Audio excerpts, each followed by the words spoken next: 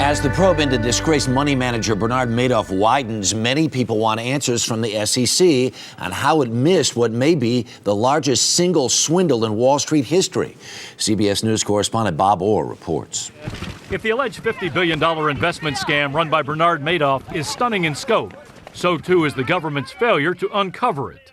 In a shocking admission, Securities and Exchange Commission Chairman Christopher Cox revealed government regulators failed to thoroughly investigate allegations of wrongdoing by Madoff, dating back to 1999. All we know right now is that over a period of time, information was provided that was specific and credible to the agency. Cox says investigators never found the fraud because Madoff kept several sets of books and lied to regulators to cover up an elaborate Ponzi scheme. The SEC let down the public and failed to provide its core function and core responsibility in inspections and enforcement.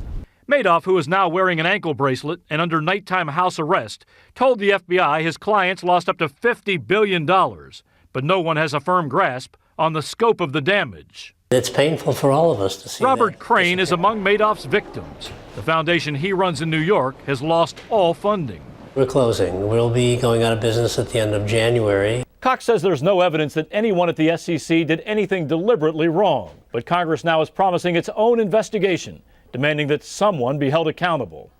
Bob Orr, CBS News, Washington.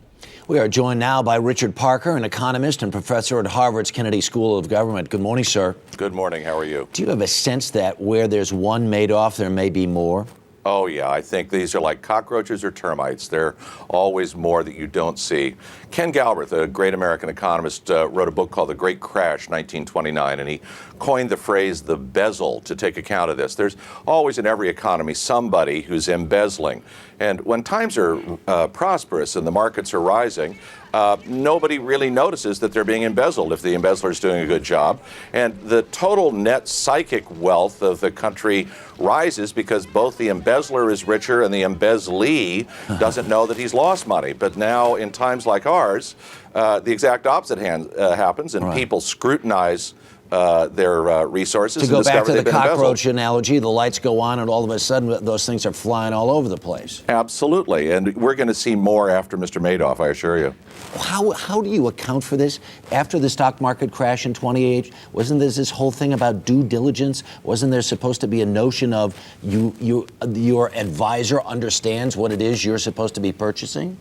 Well, there was. From 1930s up through the 1970s, there was serious due diligence. But for the last 10 or 15 years, there's been an exploitation of SEC rules to create these so-called hedge funds, which are meant to be for very wealthy people and aren't scrutinized with the same level of detail as public mutual funds and the like, or public stocks by the SEC. And so the room for fraud is enormous. Also, these hedge funds have been reporting 30, 40, sometimes 50% return.